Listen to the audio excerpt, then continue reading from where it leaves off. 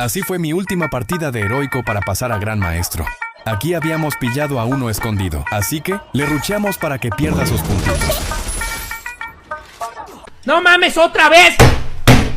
Aquí este compa se quería ir con su corcel, pero no se lo permitimos, así que le damos todo pecho para que respete.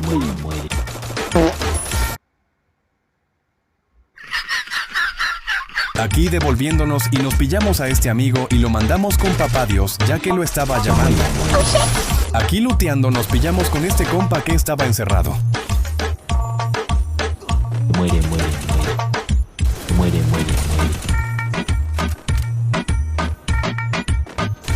Aquí, como veo que yo tengo altura, voy y le salto encima y le sacamos los piojos. Aquí de entrando a zona me encuentro a este que estaba más tieso que tu amigo después de solo besos. ¡Viejo sinvergüenza!